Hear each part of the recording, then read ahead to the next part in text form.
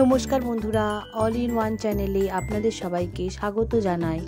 আশা করি সবাই ভালো আছেন, সুস্থ আছেন। আমরাও ভালো আছি।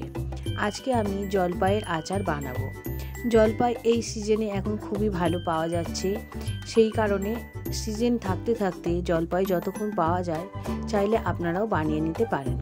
আমি অল্প করেই প্রথমে করেছি। আমি 500 গ্রাম জলপাই নিয়ে ভালো করে ধুয়ে ছাড়িয়ে নিয়েছি। কিছুটা পরিমাণ গুড় নিয়েছি। গুড়টা প্রায় 300 গ্রামের মতো হবে। গুড়টা আগে ভালো করে জাল দিয়ে নিতে হবে। দেখুন গুড়টা বেশ ঘন ঘন হয়ে এসেছে। ঠিক সেই সময় ছাড়িয়ে রাখা জলপাইগুলো আমি এর মধ্যে দিয়ে দিচ্ছি। আমি জলপাইটা ছাড়িয়ে নুন দিয়ে ভিজিয়ে রেখেছিলাম প্রায় 8 থেকে 10 ঘন্টার মতো। আপনারা চাইলে এই প্রসেসেও করতে পারেন, নইলে কড়াইয়ে জল দিয়ে সেই জলের মধ্যে একটু নুন দিয়ে জলপাইটা 5 থেকে 10 মিনিট ফুটিয়ে নিয়ে জল ঝারিয়ে নিয়ে তারপরে করতে পারেন। জলপাইটা গুড়ের মধ্যে ভালো করে ফুটতে থাক, ততক্ষণ আচারে দেওয়ার জন্য একটা মশলা বানাবো। তার জন্য নিয়েছি আমি হাফ চা চামচ মেথি, ধনে নিয়েছি 1 চা চামচ, মৌরি নিয়েছি 1 চা চামচ, জিরে নিয়েছি 1 চা চামচ, আর দেবো একটা শুকনো লঙ্কা। এগুলো একেবারে শুকনো খোলায় ভেজে নেব। কোনো রকম তেল আমি এই আচারে ব্যবহার করিনি। একেবারেই তেল ছাড়া আচার, খুবই ভালো টেস্টি একটা আচার। দেখুন তেল ছাড়াই করেছি, খুব ভালোই হবে, খেতেও খুব ভালো টেস্ট হয়েছিল। এটাকে শুকনো খোলায় ভালো করে ভেজে নিতে হবে। একটা সুন্দর যখন স্মেল আসবে তখন ওটাকে তুলে নিয়ে হালকা করে মিক্সিতে গুঁড়িয়ে নেবেন।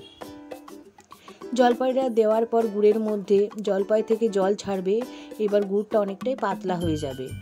ঠিক সেই সময় হালকা করে ওর মধ্যে ভেজে রাখা আচারের মশলাটা খুব সামান্য পরিমাণ দিয়ে ভালো করে নেড়েচেড়ে বেশ খানিকক্ষণ ফুটিয়ে নিতে হবে।